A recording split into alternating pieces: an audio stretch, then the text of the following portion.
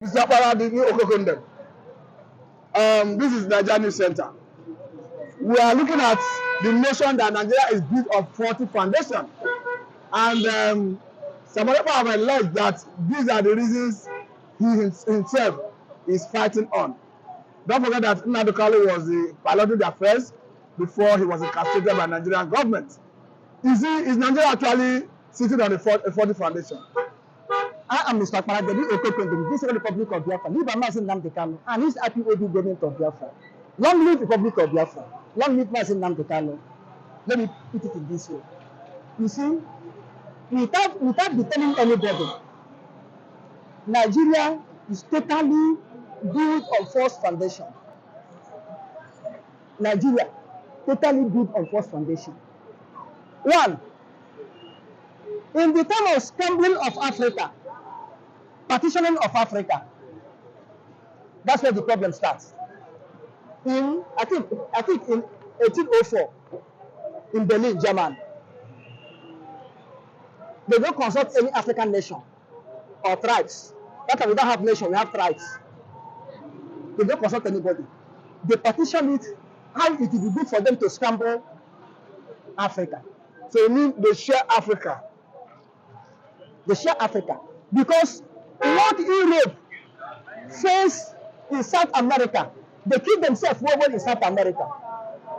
When they came to Africa, they said, no, we don't need to kill ourselves. Let us share these people. They share it to themselves without consulting any tribe, any locality, without consulting any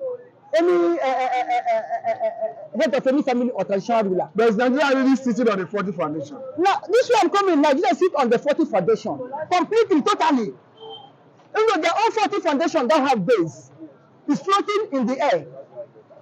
It's floating in the air. Maybe you cannot be remedied. If Nigerian foundation is floating in the sea, it can already be sink. It's floating in the air, where the force of gravity cannot bring it down, and they cannot go up.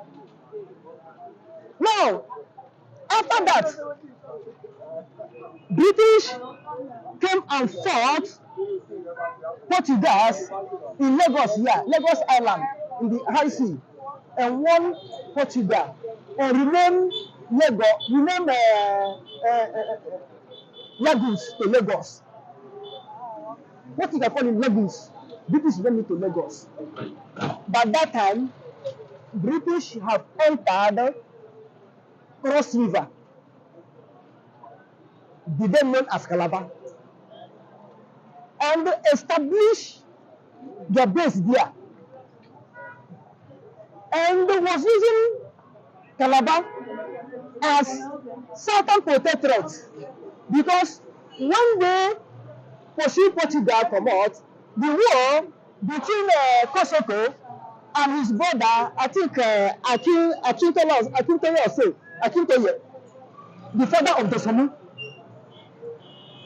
Because Akintoye, Dosomu, Kosoko was a powerful Oba, fighting Akintoye to take the Lagos from him. Akintoye have to go and lie with British, sign Lagos to British. They help him to hold Lagos and base in Calabar, coming work in Lagos. No, they base in Lagos, going work to Calabar as then their office in Nigeria, then time. But why do you say Nigeria is on the 40 foundation? I'm coming.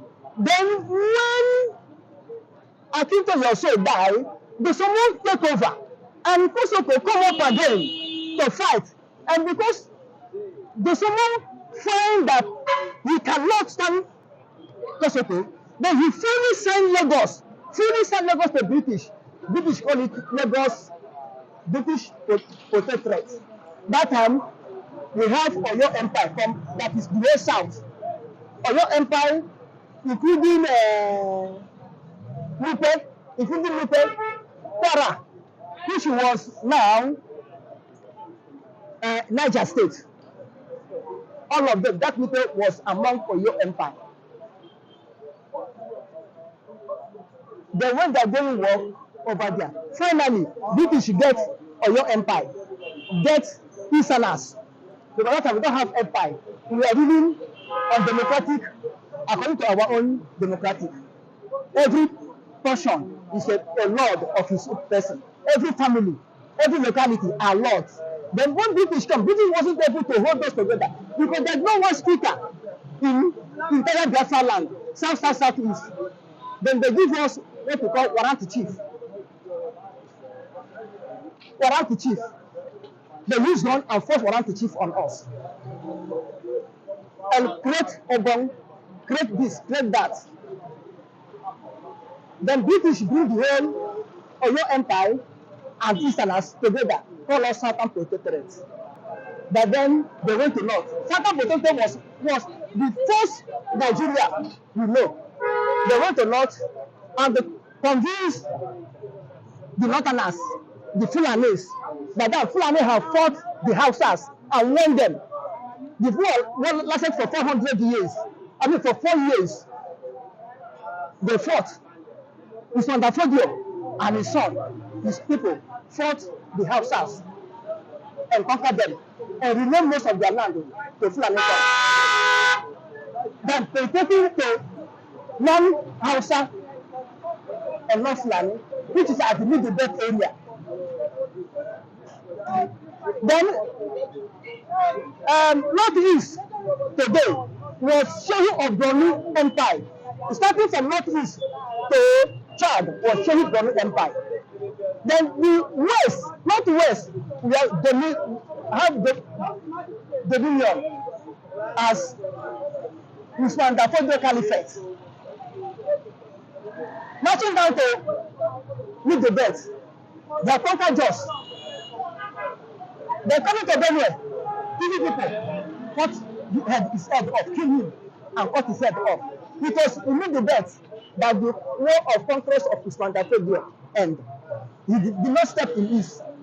Then before British will come, Fulani have established that emirate over there. And they have their own way of development. They have developed according to Fulani and Islamic culture.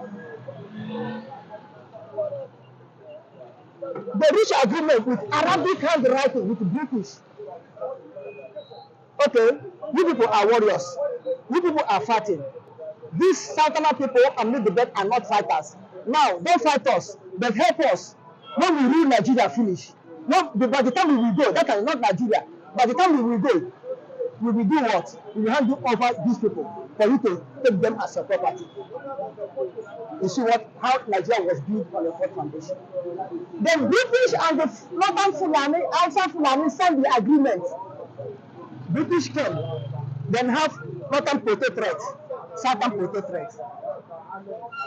Then Governor Generals, one after the other, I think John B. Croft, I forget their name. They wrote their constitution, one John B. Croft constitution. I think we have 3 more constitutions that were the Governor Generals before Frederick Longleat, a criminal, a retired colonel in British and criminal, came and went to North, recruit 18 soldiers. Nigerian army was owned by North because they are the first people to form Nigerian army. 18 soldiers from Kaduna. He recruited them and bring them down to South. He trained them how to use gun to protect him because he was fear of the Southerners. He said Southerners have open eye. They can do undo. It was there that because of the British commerce interests, they merged Nigeria and the South and the North, called it Nigeria in 1914. With the hope, the agreement they have reached with Hausa Fulani, that by and by, they will allow them to take dominion over Southerners and non-Fulani Hausa people. This is why Ahmadu Bello said that he will dip his leg, one leg in the sea and one leg in desert and read Quran.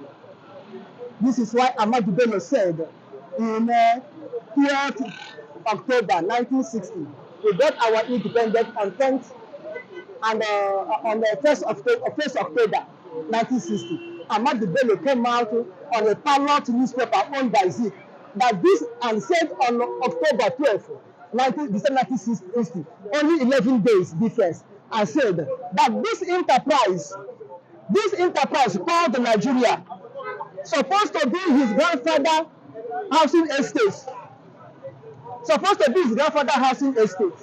which means his grandfather housing estate is supposed to be Usman Dafodian housing estate, a whole nation. This is claiming that he belongs to them. According to the agreement they wrote with the British, that is why every Fulani man today that killing and the grabbing land, they say Nigeria belongs to them because British have sold it unto them. Even though they are boasting that if it's not British that stopped their conquest, they could have conquered unto the Atlantic Ocean. Now they are coming to take it up. You see where Nigeria was built on the first foundation. How can we go and reach agreement with a sector, a strangers, a visitors, who use shoulder and bow to do what? To invent people in their inheritance. You still want and sign agreement with them that you allow them to have over as far as they allow you to be doing your business in Nigeria. Then it was there from Royal Niger Company, owned by Queen Victoria, the great grandmother of the late Queen Elizabeth, which means the great great grandmother of King Charles now. He owned Royal Niger Company. That's why they changed it from Nigeria to from Royal Niger Company to Nigeria. It's still using Fulani to do what? To be taking the resources of other Nigerians. You see where Nigeria was built on a faulty foundation. Now, Mr. Okogene, let us look at another area. This is Marginalisation.